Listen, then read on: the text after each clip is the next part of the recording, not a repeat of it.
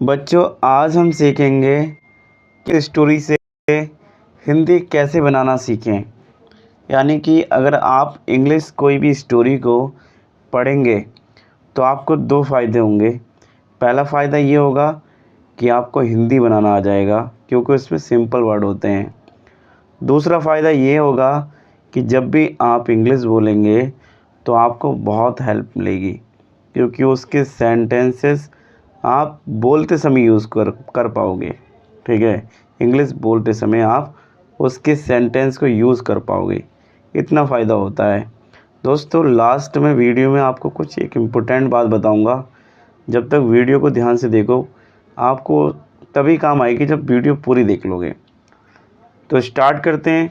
नए हो तो चैनल को सब्सक्राइब करो और वीडियो को लाइक करो। तो once upon a time there were two close friends named Rohan and Aman. एक बार की बात है, दो घनिष्ठ दोस्त थे जिनके नाम रोहन और अमन थे। They lived in a small place near a forest. वे एक जंगल के पास के छोटे से गांव में रहते थे। They always help each other in every situation. वे हमेशा एक दूसरे की हर स्थिति में मदद करते थे। बच्चों देखो, यहाँ पे मैंने क्या किया है, एक इंग्लिश की लाइन लिखी है, फिर उसकी हिंदी लिख दी है, फिर इंग्लिश की लाइन लिखी है, फिर उसकी हिंदी लिख दी है। इससे क्या होगा, आप आराम से बहुत अच्छी तरीके से इंग्लिश बोलना सीख जाओगे और इंग्लिश पढ़ना भी सीख जाओगे। इतनी हेल्प मिलेगी आपको, वर्ड मीनिंग की कोई दिक्कत नहीं होगी कभी भी। ठीक है। वन डे यानी एक दिन, they decided to go to the city together to find work. एक दिन उन्होंने एक साथ शहर जाकर काम ढूंढने का फैसला किया। To reach the city they had to cross a dense forest. शहर पहुंचने के लिए उन्हें एक घने जंगल से गुजरकर या होकर जाना था।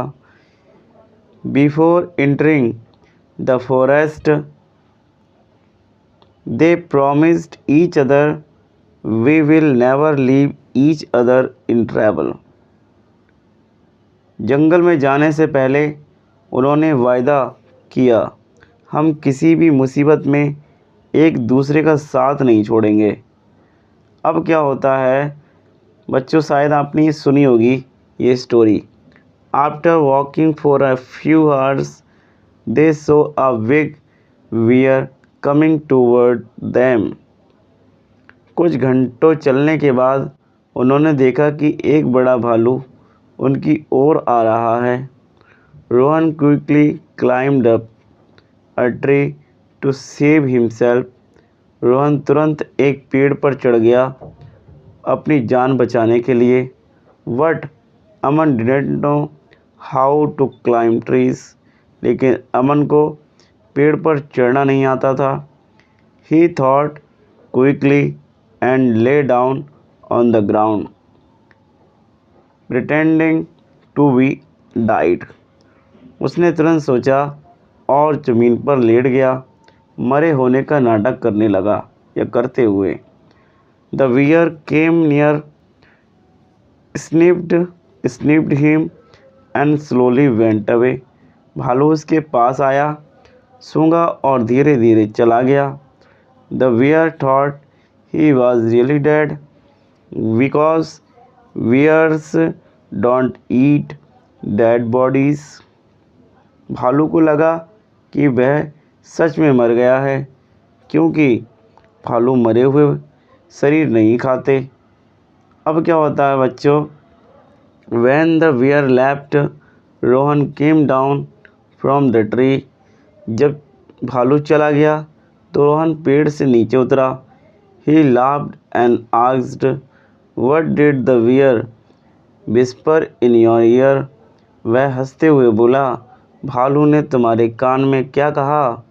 अमन smiled and replied, he told me not to trust friend who leave you in danger.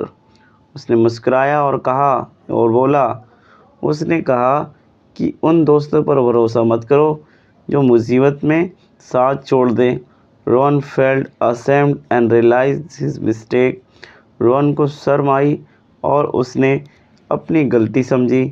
From that day he became a true and loyal friend. उस दिन से वह एक सच्चा और वफादार दोस्त बन गया।